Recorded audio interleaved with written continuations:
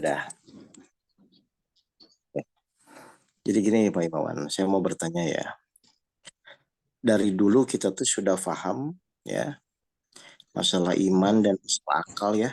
Nah ini saya coba ambil perspektif yang berbeda. Pertanyaan saya gini, fungsi iman itu apa sih? Fungsi iman Hmm, untuk mengetahui hal-hal yang tidak bisa dipecahkan oleh akal. Oke. Atau yang lain kalau mau ikut jawab boleh ya. Misalnya supaya saya ingin sejauh mana Bapak Ibu itu kan memahami kadang-kadang kan meskipun materi itu diulang-ulang, tapi ketika implementasi kadang-kadang kita lupa ya, kenyataannya kan begitu kan Pak. Ya, Meskipun kadang-kadang kita bilang cirinya orang beriman atau aku beriman, tapi kadang-kadang ya akhirnya ketika implementasi kan nggak pas. Baik, saya ulang lagi ya. Jadi fungsi iman itu apa Bapak Ibu? Silahkan, ada yang mau jawab nggak? Sebenarnya jawaban Pak Imawan sudah ke arah sana, cuman nanti saya akan jelaskan lebih ini. Kan selama ini kita suruh beriman kan begitu ya. ya, Nah, fungsi iman itu apa? Satu lagi aja. Kalau ada yang jawab satu lagi nanti baru saya evaluasi. fungsi iman. Ada yang bisa jawab fungsi iman apa? Ini kan sering nih. Cluenya apa, Pak? Nah, enggak, sebenarnya jawaban Pak Himawan mendekati. Maksudnya tinggal ada satu lagi orang. Karena pas tadi saya diskusi itu ada dengan satu jamaah, saya jadi paham lebih dalam, oh iya ya, ternyata itu memang itu tuh bukan kata-kata biasa gitu loh Pak. Jadi kan selama ini kita disuruh beriman kepada Allah, betul? Beriman kepada janjinya. Tapi pas kenyataan prakteknya kan kadang-kadang meskipun kita tahu beriman kepada janji Allah tetap pusing kan Pak, tetap sedih kan. Betul. Nah, makanya saya sekarang ingin perdalam itu fungsinya Allah memberi iman kepada diri kita untuk apa gitu loh. Yuk, Untuk lebih yakin iya kepada memang Allah. ya. Coba yang lain ada nggak satu orang? Alat Siapa? untuk menerima ujian, Pak Oke. Ya, atau ada lagi sekali lagi. Oke ya, jadi itu nggak salah. Cuman tadi itu saya lebih memahami gini. Benar nggak fungsi iman itu yang tadi Pak Himawan sebenarnya sudah sampaikan. Artinya itu kan ketika kita diuji secara umum biasanya akal dulu atau iman dulu Pak? Biasanya Akal dulu. akal dulu. Oke. Terus ketika kita terbiasa diuji itu menggunakan akal, padahal kita pun ada iman, berarti harusnya iman pun nanti aktif nggak Pak ketika diuji itu? Harus aktif, Pak. Nah, Harusnya. kapan iman itu aktif? Kan pertanyaannya gitu kan? Ya, Nah, ternyata Allah memberikan iman di dalam diri kita itu. Maksudnya itu ketika Bapak Ibu yang tadi Pak Iwan sampaikan, menghadapi suatu permasalahan dan merasa pusing, merasa bingung, ya, ya, dengan pemikirannya. Itu kan maksudnya Bapak Ibu jangan paksakan terus di situ kan, Pak. betul, Pak. Misalnya Bapak Ibu punya masalah pusing, bingung. Nah, Allah kasih iman itu maksudnya ketika memang akal Bapak Ibu sudah tidak sampai cara berpikirnya bagaimana, ya langsung saja tinggal Bapak Ibu percaya atau tidak kepada Allah kan. Ya, Nah, kalau Pak Hikmawan atau yang lain sudah mengetahui fungsi iman itu posisinya untuk men-switch atau mengganti dari pemikiran menjadi keyakinan, ya, harusnya ada orang yang pusing, Pak. tidak. Tidak. Tapi kenyataannya, manusia tetap saat diuji kan sampai akalnya pusing dulu kan, Pak. Betul. Padahal maksud Allah itu adalah ketika Bapak Ibu memang sudah merasa bingung dengan permasalahan, sudah putus pemikiran itu, yakini apa yang Allah sampaikan di dalam Al-Quran kan gitu aja sebenarnya. Ya, Jadi betul. salah satu fungsinya iman itu adalah selain tadi yang jawab tuh memahami segala sesuatu, meyakini segala sesuatu yang sudah di luar akalnya kan. Betul. Supaya apa? Supaya manusia tuh nggak pusing, nggak bingung, nggak khawatir gitu loh. Kenapa? Karena kan akal itu memang terbatas. Makanya karena terbatas, akhirnya karena kita ngaku orang beriman semua kepada Allah, ya sudah, jangan dipaksakan. Jadi ketika Bapak Ibu bingung, aduh ini gimana ya, atau misalnya nanti besok bayar gimana ya, sudah ambil keputusan, mau yakin atau tidak kepada Allah. Kalau misalnya yakin, ya sudah, jalani dengan keyakinan. Karena mau Bapak Ibu berpikir seperti pun nggak akan kepikiran selama misalnya Bapak Ibu tidak yakin kepada apa yang dijalani. Makanya saya sering sampaikan, kalau orang pusing itu Pak dengan masalahnya, sebenarnya bukan masalah pusing dengan masalahnya. Mungkin orang itu selama ini kurang yakin terhadap apa yang Allah janjikan untuk menolong permasalahannya.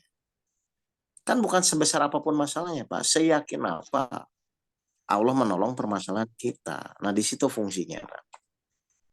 Jadi tinggal sekarang Bapak Ibu mulai berpikir, ya kalau Bapak Ibu pusing berarti masih menggunakan iman atau akal Pak? Iman. Kalau Bapak Ibu masih pusing permasalahan, Masih berarti menggunakan akal atau menggunakan ya. iman? Akal kalau masih pusing. Menggunakan akal. Padahal fungsinya iman itu adalah ketika sudah tidak terjangkau atau sudah tidak terfikir, ya jangan dipaksakan, langsung gunakan keyakinan kepada Allah. Itu poin yang pertama, gitu Pak. Jelas ini Pak? Siap. Oke, sekarang poin yang kedua. Tadi sudah dijelaskan, fungsi iman itu adalah anggaplah untuk merubah cara berpikir yang tadinya bingung dan khawatir menjadi pindah kepada keyakinan. Kan begitu ya Pak ya? Ya. Sekarang pertanyaan kedua, sebenarnya manusia disuruh ikhtiar itu Pak. Ya, kita disuruh ikhtiar oleh Allah itu untuk mengikuti petunjuk atau berpikir yang di luar petunjuk Pak. Mengikuti petunjuk Pak Oke. Nah, ini yang sering salah. Jadi kadang-kadang saat kita ikhtiar, benar nggak nih Pak Himawan atau saya pun, kadang-kadang kan berpikirnya yang di luar petunjuk kan Pak. Iya, Bagaimana penyelesaiannya, betul. tepatnya masalah itu selesai, itu kan nggak ada di petunjuknya. Makanya fungsi iman yang kedua adalah dengan iman itu kita menjalani petunjuk-petunjuk yang sudah ada dari Allah. Begitu loh Pak. Jadi saat Pak Himawan nanti atau saya menjalani ujian itu, memang harusnya yang benar itu harus dengan iman. Dalam rangka apa? Dalam rangka mengikuti petunjuk. Makanya kalau misalnya di surat 28 ayat 7 kan ibunya Nabi Musa diberikan ilham oleh Allah untuk menghanyutkan Nabi Musa di sungai, kan begitu ya Pak? Iya. Masuk akal nggak menurut Pak Himawan? Betul, iya. Tidak. Tidak, tapi karena memang petunjuknya begitu, akhirnya kan ibunya Musa kan dengan keyakinannya kepada apa yang Allah janjikan, dia tetap hanyutkan kan Pak.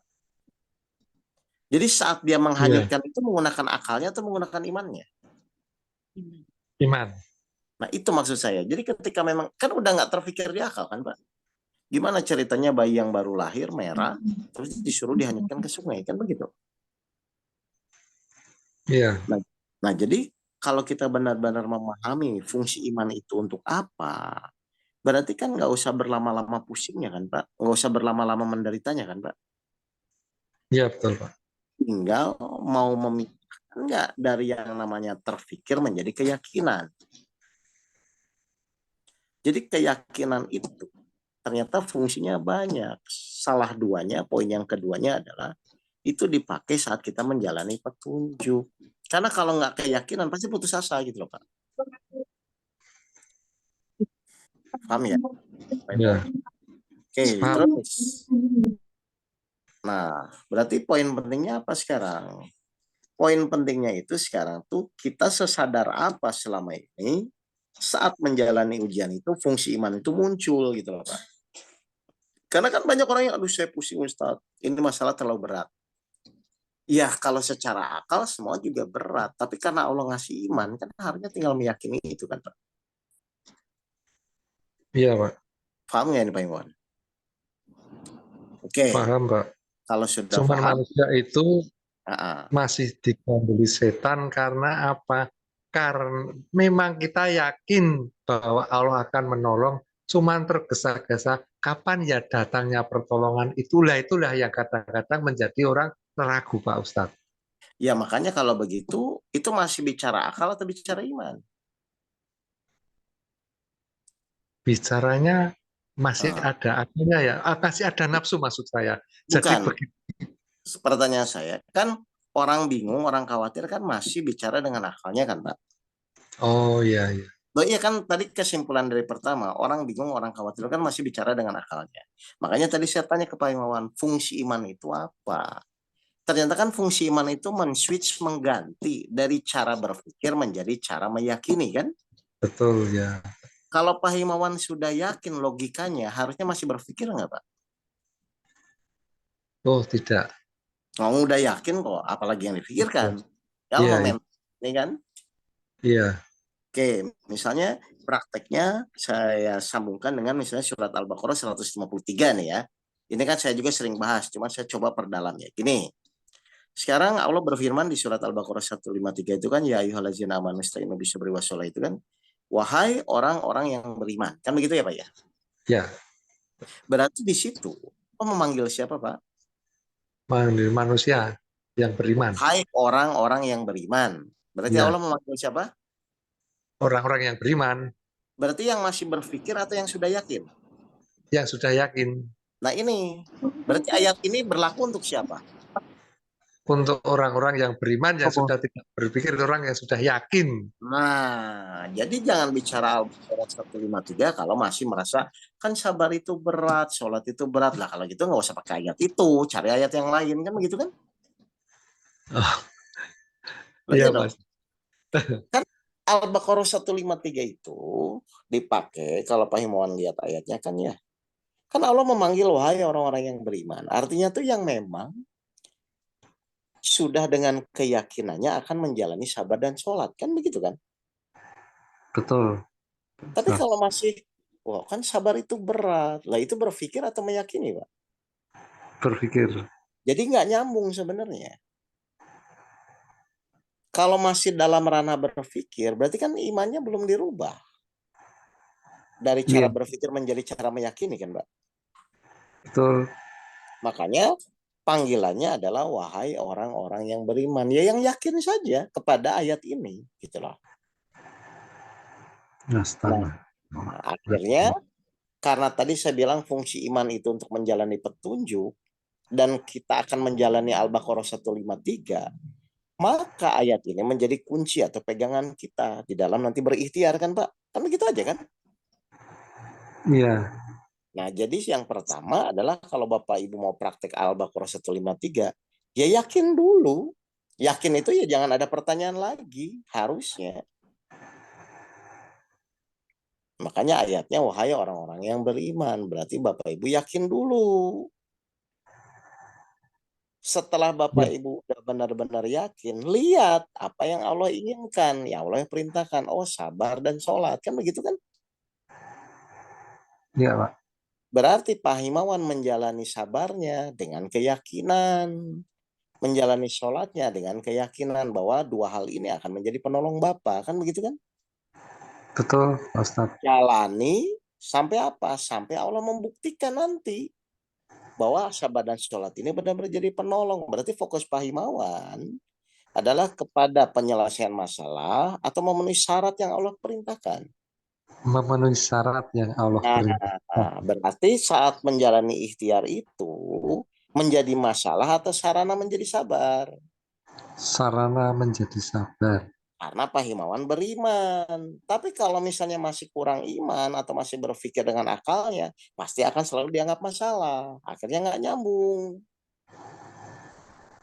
Masya Allah. Jelas ya nih Pak ini? Jelas seperti yang dialami Pak Oke toh ya. Nah, jadi orang beriman itu pasti mau menjalani sabar. Berat. Kalau berat berpikir lagi dong tidak beriman. Masya Allah, kembali ke nol lagi. Lah iya kan orang beriman itu kan fokus langkah demi langkah saja mengikuti petunjuk yang Allah beri. Bukan fokus bagaimana menyelesaikan permasalahan kan. Karena dia yakin masalah dia pasti akan ditolong Allah. Dengan sabar yang benar, dengan sholat yang benar gitu loh Pak. Jadi yang diasah itu adalah istiqomah di keyakinannya terus toh Pak Oke ya. Nah, karena memang awalnya Allah manggil orang-orang yang beriman. Nah, kebanyakan orang tuh salah. Masih berpikir, Ya. tapi menjalani sabar dan sholat yang nggak nyambung. Makanya banyak alasan kan. Masya Allah. Kan yang dipanggil orang-orang yang beriman, Pak. Yang yakin saja. Kalau nggak yakin dengan itu, cari ayat yang lain. Kan ada juga yang lain. Misalnya dengan Ya, sedekah, silakan. Dengan zikir, silakan aja. Cuman karena kita komit ingin pakai Al-Baqarah 153, berarti syarat mutlaknya meyakini dulu ayat itu. Tadi saya bilang namanya meyakini itu sudah tidak berpikir. Karena Pak Ibu kan udah bentuk nih. Pak Himawan kan udah bentuk nih cara berpikirnya, akalnya kan. Udah ya, pindah. Daripada mikir nggak kekejar, dah saya yakin. Ya, yakin apanya? Yakin kalau saya benar, sholat saya benar, pasti saya ditolong. Kan begitu sebenarnya. ya, betul. Tinggal serius apa gitu loh. Kita menjalani sabar dan sholat itu. Berarti kalau orang beriman, Pak, menganggap perjalanan nanti masalah itu sebagai masalah atau sarana menjadi sabar. Kan gitu aja kan Pak Iwan?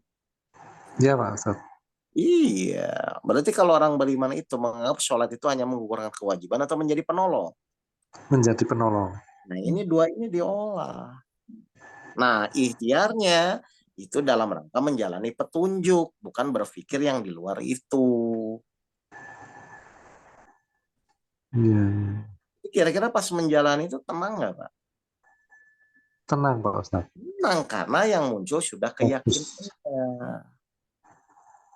Bukan berpikir, aduh nanti gimana, nanti gimana. Nanti gimana, nggak usah pakai wahai orang-orang yang beriman. Berarti Bapak Ibu belum masuk ke wahai orang-orang yang beriman gitu loh, Pak. Jadi Pak Ustadz, Hmm. prakteknya ketika kita tablik Halo? harus tetap teguh kenceng bahwa ini akan memperoleh pertolongan dari Allah, begitu Pak Ustadz. Loh, karena syarat kan, Pak. Kan sebelum Bapak memutuskan yakin dengan itu, kan Bapak berpikir dulu kan? Iya. Kan tadi saya bilang, setiap manusia ketika diuji, kan pasti berpikir dulu kan, Pak? Nah, Iya. akhirnya ketika berpikir, angkat tangan. Udah, tinggal putus asa atau mau yakin, kan gitu kan? Nah, kalau sudah pakai jalur yakin, ya berarti harus dijalani petunjuknya. Apa petunjuknya? Ya sabar dan sholat itu. Jangan dibolak-balik lagi. Kan sudah berpikir awalnya, udah berat, udah bingung. Kan awalnya dari gitu kan, Pak?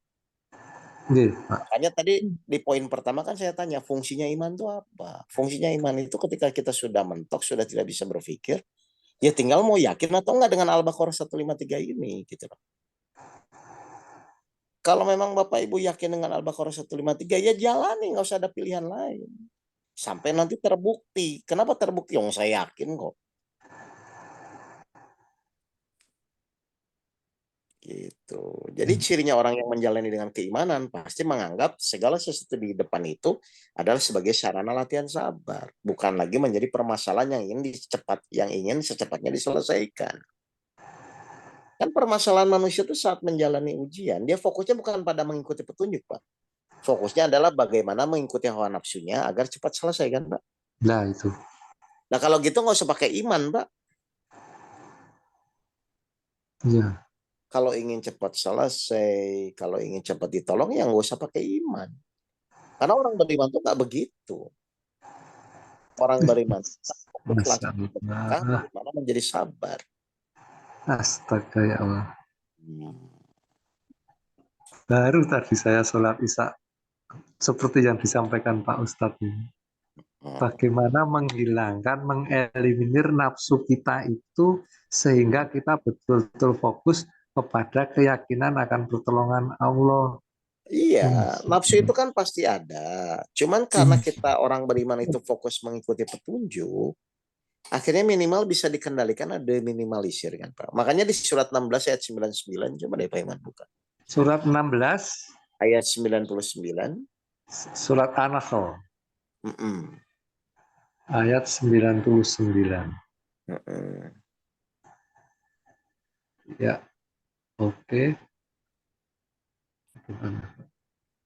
99. Coba, pengaruh nggak tuh setan itu? Surat 16, surat An-Nahl ayat 99. Bismillahirrahmanirrahim. Sungguh, setan itu tidak akan berpengaruh terhadap orang-orang yang beriman dan bertawakal kepada Tuhan. Oke, setan itu tidak akan terpengaruh kepada orang yang beriman. Kenapa? Karena orang beriman cara berpikirnya kan mengikuti petunjuk, bukan berpikir di luar itu. Yang setan tangkap itu kalau kita sudah mikir di luar petunjuk, Pak. Iya, Kan kadang-kadang kita diberikan, aduh gimana nih, kapan masalah itu selesai, kok masalah saya nggak selesai. Itu kan mikir di luar petunjuk semua sebenarnya. Makanya setan masuk di situ. Tapi kalau Bapak Himawan udah yakin, si orang iya. beriman itu pikiran dan keyakinannya fokus mengikuti langkah-langkah di dalam petunjuk itu kan.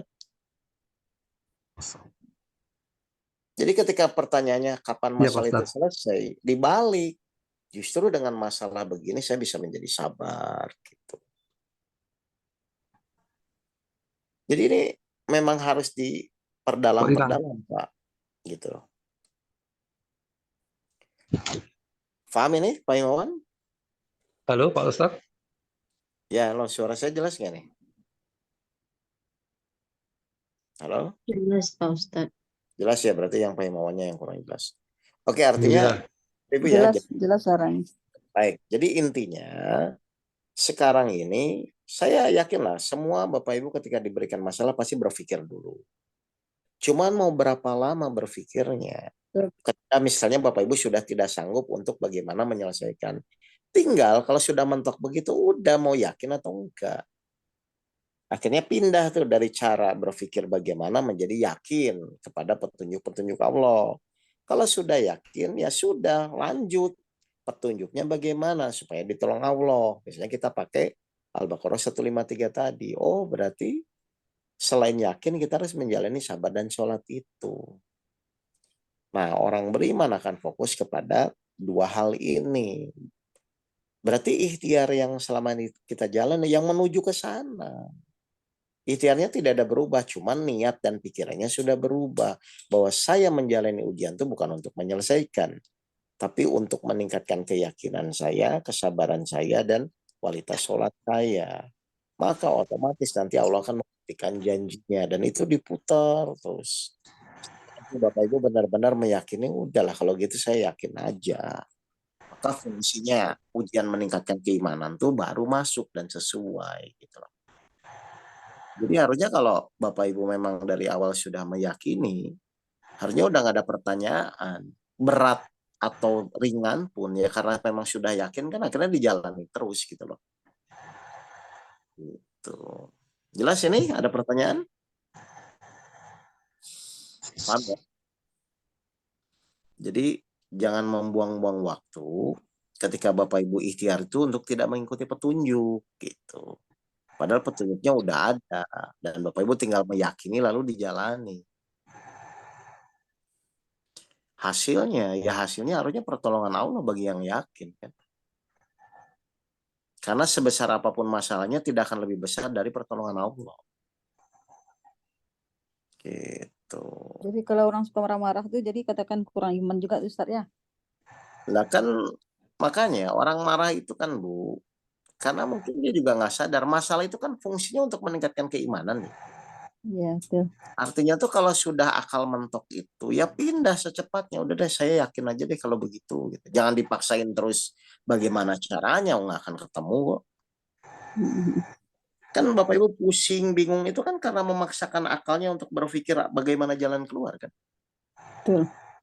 Padahal maksud Allah tuh udah pakai iman kamu, yakini, ikuti petunjuknya, maka baru alurnya Allah akan membukakan jalan keluar lewat pertolongannya.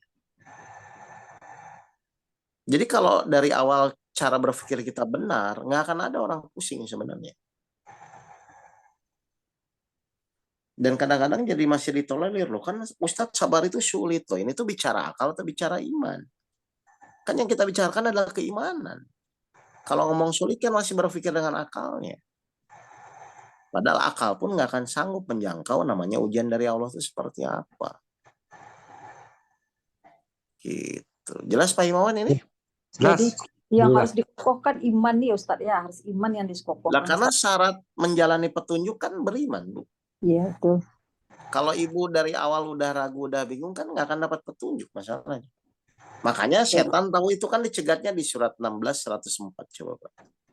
Surat 16. Ayat 104. 16 104. Kan Bapak Ibu tuh gagalnya bukan di tengah atau di akhir, tapi di awal udah kecegat duluan soalnya. Iya, betul. Betul tuh, Ustaz. 16 ayat Surat 104. 16 surat 16 ayat 104. Sesungguhnya orang yang tidak beriman kepada ayat-ayat Allah atau Al-Quran, Allah tidak akan memberi petunjuk kepada mereka dan mereka akan mendapat azab yang pedih. Lah gimana ceritanya kita bisa menjalani ujian, bisa menjalani petunjuk kalau dari awal saja sudah kurang yakin dengan masalah yang dihadapi kan? Dan itu kan menjadi umum kan? Gitu. Ya. Jelas ya. Azab lagi, Ustaz. Jadi semua intinya itu kan masalah keyakinan sebenarnya. Berarti nanti antara akal dan keimanan itu Pak harus diselaraskan dalam rangka menjalani petunjuk. Bukan dalam rangka berpikir bagaimana penyelesaiannya. Akalnya ditidurkan dulu saja Pak Ustadz. Jangan ditidurkan nanti mati. Nggak, Imannya maksudnya yang penting tuh Pak Iwan udah mulai sadar ini kok saya pusing ya. Oh berarti kalau saya pusing itu belum pindah tuh cara berpikirnya dari akal menuju imannya gitu loh Pak. Iya Pak Ustadz, betul. Apapun juga kalau masih khawatir, masih was-was, masih tegang, masih nggak puas, masih ngeyel, masih mengeluh, itu turunan-turunan setan semua Pak Ustadz. Ya karena masih belum pindah kan dari keakalan menjadi keyakinan lah gampangnya kan kayak gitu. Ya. Dan memang pusing Pak, memang secara umum kita akan pusing kalau terus berpikir gimana karena memang nggak akan kepikir Pak. Yang Allah inginkan tuh pokoknya ikuti petunjuk dengan keyakinan, jalani lalu buktikan. Nah saat proses menjalani itu perlu maintenance kan kayak ngaji-ngaji gini gitu kan, diskusi kayak gini kan memang maintenance-nya di situ. Insyaallah. Tapi yang penting kita sudah paham itu perlu. Gitu loh. Betul Pak Ustadz. Baik kalau gitu ya Bapak Ibu sekalian itu aja, nanti seperti biasa nanti saya share rekamannya. Tapi intinya coba lebih diperdalam ya fungsi iman itu apa ya? Ternyata fungsi iman itu kalau kita sudah pusing ya yakin, bukan dibiarkan kepusingannya gitu. Berarti nanti akalnya dipakai. Yakin yang perlu. Maaf Pak Ustadz. Ya kalau ditanya tadi Mas sudah tahu, artinya fungsi iman itu adalah memecahkan sesuatu yang tidak bisa dipecahkan oleh akal. Oke, terus definisinya tahu, tapi mempraktekannya yang saya tidak tahu. Loh kan petunjuknya udah ada di dalam Al-Quran. Iya Pak Ustadz, betul Pak Ustadz. Iya kan maksudnya sabar udah dijelaskan metodologinya, sholat juga sudah dijelaskan metodologinya. Ya tinggal dijalani aja kan dan dilatih saat itu kan Pak. Iya, masih di dalam pikir, belum bisa masuk terus ke bawah ke dalam kolbu Pak Ustadz. Ya ini masuk ke dalam kolbu itu. Bukan, artinya tuh saya mau nanya, sabar itu hasil atau proses latihan Pak? Proses latihan. Nah proses latihan, jadi jangan bicara sabar itu sulit kalau nggak pernah latihan gitu loh. Kalau latihan dulu, nanti setelah terbiasa latihan, udah terbiasa nggak ngelatihan aja nggak pernah aku bilang sulit. Jelas ya Pak ya? Jelas, artinya setiap pukulan pertama itu harus langsung menuju pada memang harus terbiasa dulu, karena dari dulu kita terbiasanya marah kan bukan sabar. Iya. Iya. Baik. Oh silakan. Maaf, saya baru ikut bergabung nih, Ustadz. Saya menyimak dari tadi antara logika dengan keimanan. Jadi iman kita dipakai kalau sudah di luar logika gitu ya Ustadz ya. Nah, ya itu kan idealnya lah. Saya kan namanya orang kalau diuji pasti mikir dulu kan Pak. Iya betul. Ya, tapi Saya baru dapat kiriman YouTube tuh tentang Fir'aun. Heeh. Kita bisa Fir'aun itu kan dihukum sama Allah, kita yakin kita gitu kan. Tapi di biasanya Fir'aun ini tetap ada sampai sekarang dan diperlihatkan itu kan. Berarti yang udah keyakinan kita itu apakah dengan diperlihatkan jasadnya itu apa lari ke logika lagi atau bagaimana Pak Ustadz? Oh bukan, artinya gini. Sekarang saya mau nanya ya Pak Johan. Ya. Pak Johan menjalani masalah. Terus Ya. Pak Johan mempraktekkan sabar dan sholat. Terus Ya. terbukti selesai misalnya. Kan udah terbukti nih. Ya. Berarti harusnya logikanya semakin yakin atau semakin khawatir? Semakin yakin. Nah sekarang Allah mengatakan di dalam Al-Quran bahwa Fir'aun itu begini-gini ceritanya kan. Ya. Dan akhirnya ditenggelamkan Nabi Musa. Ya. Terus misalnya diperlihatkan nih jasadnya masih ada. Berarti artinya semakin yakin atau semakin tidak? Oke, ya nanggap. Justru bukti yang Allah berikan itu agar kita bisa semakin yakin. Ya, Allah ngasih ujian itu Pak, biar Bapak Ibu jalani petunjuknya, lalu membuktikan, oh benar ya, ternyata kalau bertakwa saya dikasih jalan keluar. Kalau saya dengan melakukan sabar dan sholat, saya ditolong Allah. Sekarang pertanyaannya, kalau itu sudah terjadi dan bahkan berkali-kali, masihkah kita masih pusing? Kan itu pertanyaannya. Betul, benar. Jadi Allah tuh sebenarnya sudah membuktikan berkali-kali, cuma karena manusia tuh nggak ngerti ya. Kadang-kadang percaya lagi, ragu lagi kan begitu kan. Allah tuh sudah membuktikan berkali-kali, tapi kadang kita nggak percaya lagi kan begitu. Benar. Jadi pembuktian itu memang perlu untuk kita. Kenapa? Karena kalau nggak terbukti, bagaimana Bapak Ibu bisa meyakini? Kan selama ini kebanyakan kan pokoknya teorinya begini, tapi lupa setelah teori itu kan tahap awal dalam membuktikan keyakinan kan. Nah, jadi saya bilang, coba deh Bapak Ibu kan ada masalah. Nah itu dibuktikan sebagai nanti, oke ini saya buktikan nih keyakinan. Kalau saya jalani petunjuk, misalnya di Al-Baqarah 153, saya jalani, saya fokus, terbukti nggak bahwa nanti masalahnya terselesaikan. Kalau nanti terbukti ya copy paste aja dengan masalah ke depannya kan. Iya, betul. Nah, jadi yang benar itu memang ujian itu memang hakikatnya sebenarnya untuk meningkatkan keimanan. Cuman karena manusia itu dasarnya berpikir, akhirnya pasti uji. Bukan yakin dulu, tapi mikir dulu. Nah, ketika mikir itulah, Bapak Ibu harus sadar, fungsi iman itu untuk apa? Kalau memang udah Bapak Ibu pusing, udah bingung, udahlah tinggal mau yakin atau enggak. Gitu. Supaya petunjuk-petunjuk Allah itu bisa dijalani dan bisa langsung dibuktikan. Gitu, Pak. Paham ini, Pak? Ya, jelas. Makasih, Ustaz Dokter. Ya. Baik. Jelas ya, Bapak Ibu sekalian? Jadi berlatih itu Ustadz, kita kan harus sering juga ikut kajian Ustadz. Kalau sekali-sekali juga nggak mempan juga Ustadz. Iya, kan ini juga saya kalau ada ide kadang-kadang sehari bisa 2 kali, kan jarang saya padahal sehari 2 kali.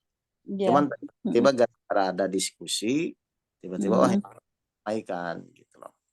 Oke, selalu ditunggu Ustadz. Nah, insyaallah ya. Baik kalau gitu, si Bapak Ibu sekalian. Mari kita tutup dengan bacaan hamdalah bersama-sama dan doa kafaratul majelis. Alhamdulillah. Assalamualaikum warahmatullahi wabarakatuh. Waalaikumsalam Waalaikumsalam warahmatullahi wabarakatuh. Ya.